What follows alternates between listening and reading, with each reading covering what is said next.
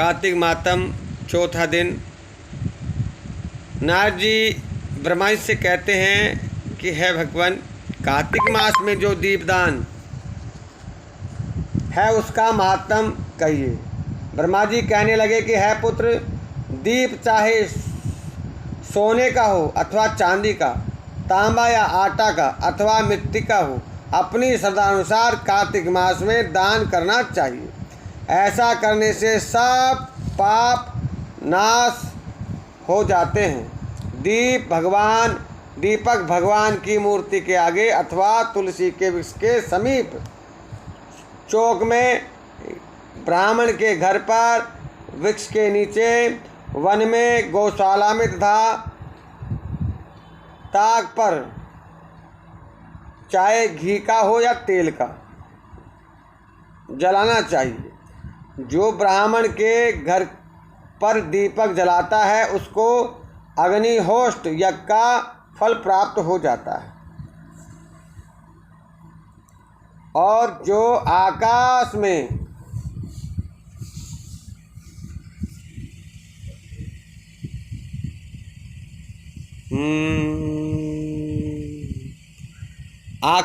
ऊंचा दीपक जलाता है उसके धन की वर्षा होती है तथा वैकुंठवास मिलता है।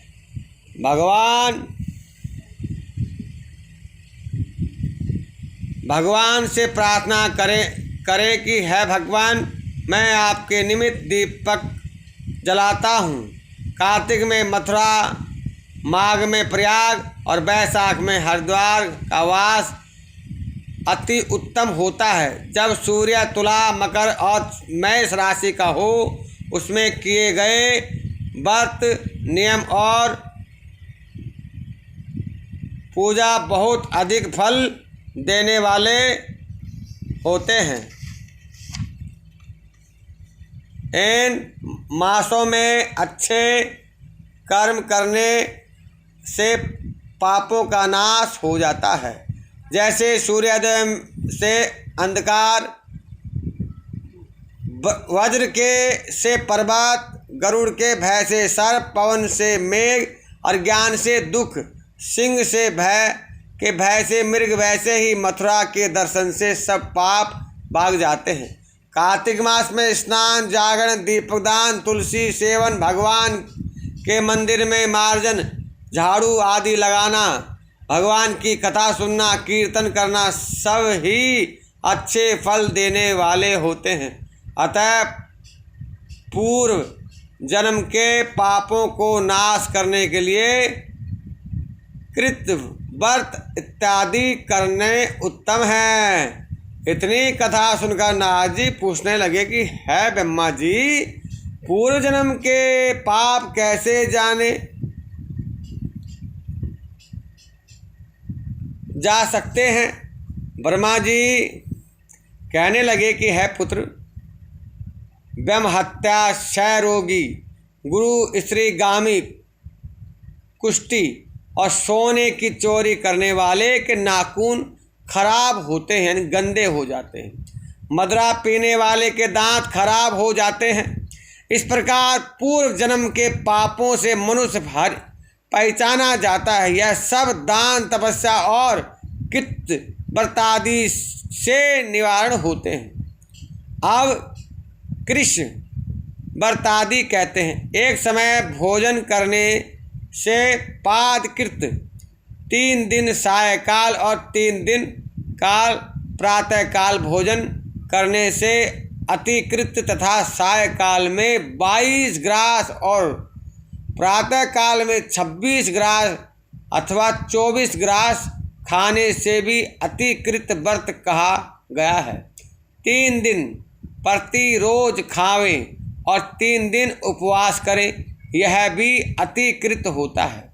सायकाल में 1 ग्रास और प्रातःकाल में 1 ग्रास और 2 दिन में बिना मांगा हुआ तथा 2 दिन तक उपवास, यह कृता धर्म व्रत कहलाता है। 21 दिन तक केवल दूध या पानी पीता रहे, यह कृतातिकृत कृत व्रत कहलाता है। 12 दिन तक उपवास करना पूराक व्रत कहलाता है। 4 दिन तक कुछ नहीं खाना, फिर सत्तू खाना या छाछ पीना, इसके पश्चात कपड़ा तथा दक्षिणा ब्राह्मण को देना सोम कृतक्षु कहलाता है। इसी प्रकार 12 दिन तक करना द्वादश कृत कहलाता है।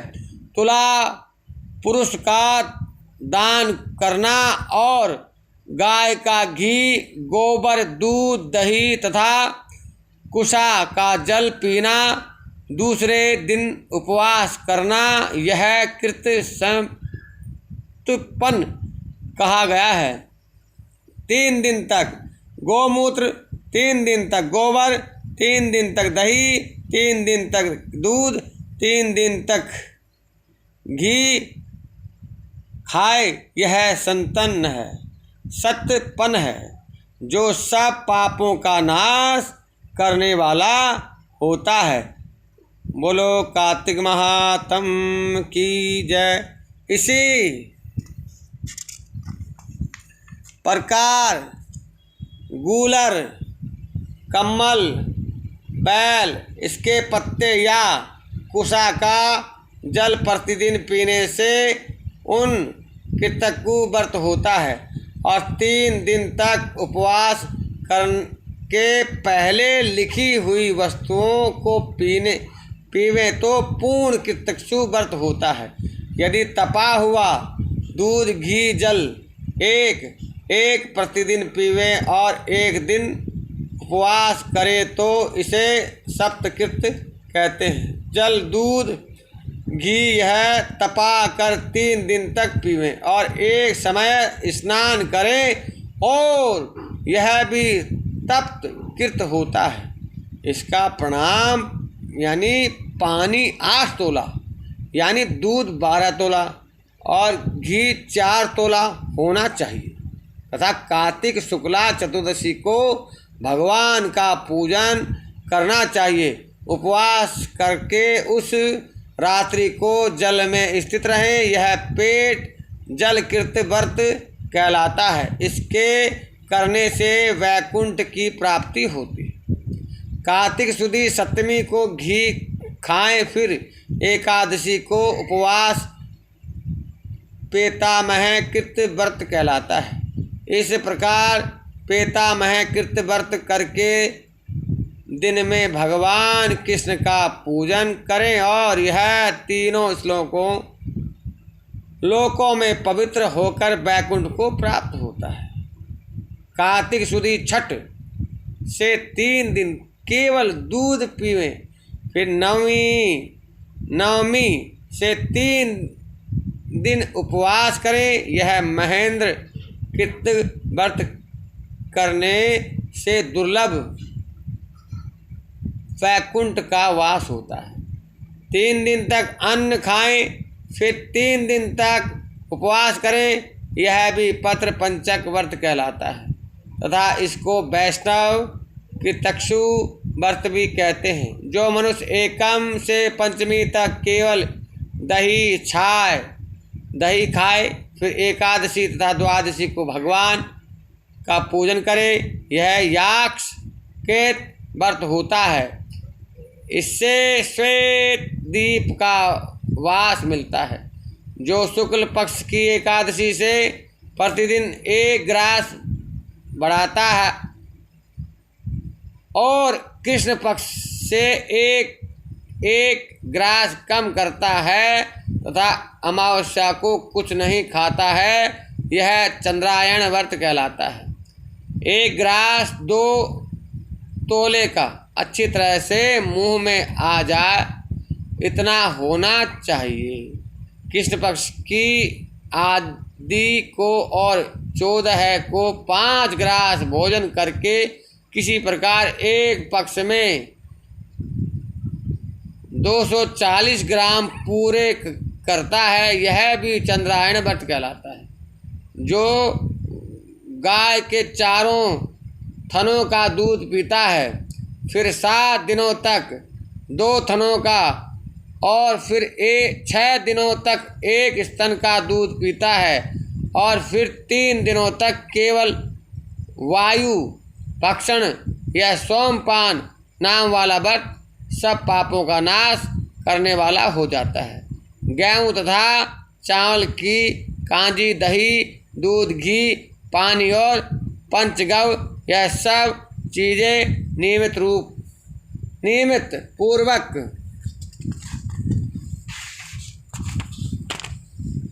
कार्तिक के मास में खाने से साप्ताहिक कृत व्रत होता है। इसको करने वाला मनुष्य विष्णुलोक को प्राप्त हो जाता है। बैल, पलाश, गूलर का काढ़ा और गर्म दूध पीकर एकादशी का व्रत करने वाला द्वादशी को पारण करे और तो वैकुंठवासी होता है। जो आदमी कार्तिक शुद्धि, सप्तमी, अष्टमी, नवमी और द्वादशी को जल कमल को खावें, फिर एकादशी को उपवास करें, तो इस लक्ष्मी व्रत को करने से मनुष्य लक्ष्मी का पात्र हो जाता है। इसको करने वाला भगवान के वैकुंठ लोक को प्राप्त होता है। नारद, प्रातः काल में 4 और सायकाल में इसको खाने से शिशु चंद्रायण व्रत कहलाता है। कार्तिक शुद्धि 14 को विधि पूर्वक ब्रह्मक्यूर व्रत तथा गौरी का पूजन करना चाहिए। इसकी विधि कहते हैं, यानी गाय मूत्र, गोबर, गाय का घी और कुसा का जल लेकर सब मिलाकर पंचगव्य अथवा ब्रह्मकूच होता है तथा लाल रंग की गाय का मूत्र, श्वेत गाय का दूध और नीली गाय का दही, काली गाय का घी।